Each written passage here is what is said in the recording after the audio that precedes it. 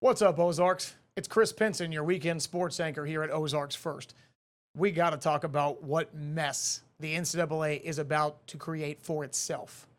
And that is proposing across the board, D1, D2, and D3 levels, that student athletes and the coaching staffs of their teams should be allowed to gamble on professional sports.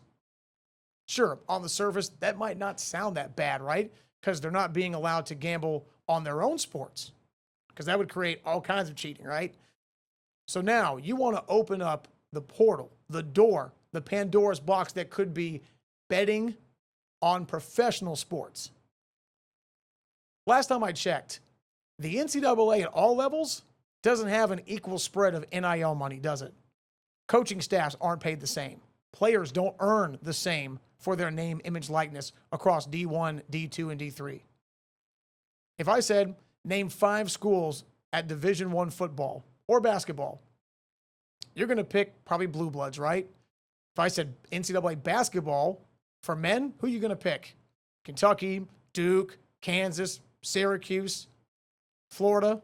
If I said football, you'd pick who? Florida, Ohio State, USC, Georgia, Alabama, right?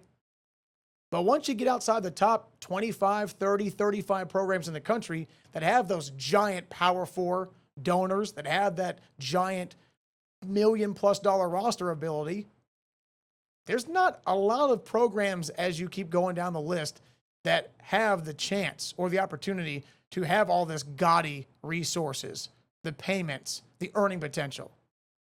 Case in point, a Division II athlete, okay, as of 2022, a Division II athlete, the average amount of money they'd earn from their NIL deal is about $200.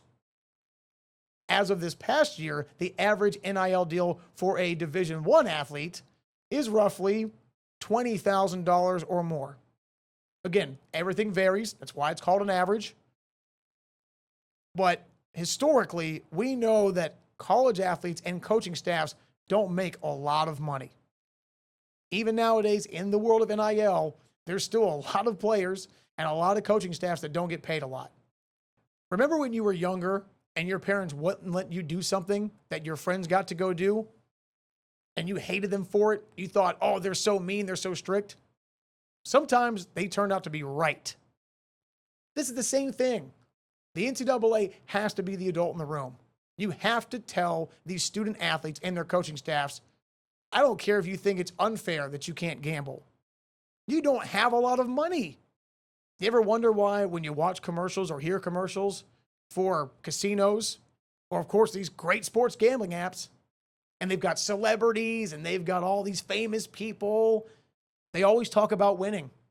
No one ever talks about the downside of losing when you gamble, because the downside goes from a minor inconvenience to a major financial crash on your part.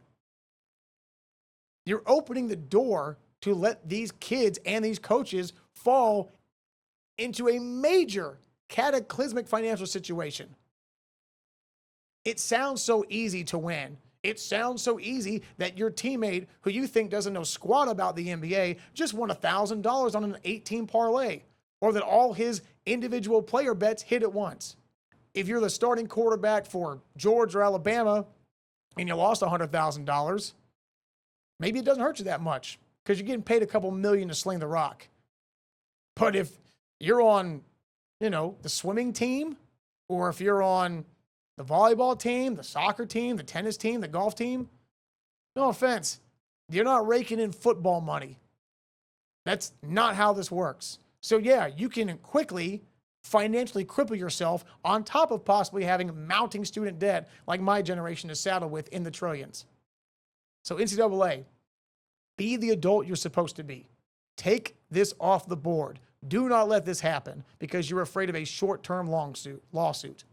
I promise you, the amount of money, the amount of headache, the amount of issue you're going to have in the future from a class action lawsuit of student athletes or former student athletes that will sue you for leading them, guiding them, enabling them to walk down the path of, hey, they encouraged me, allowed me to gamble.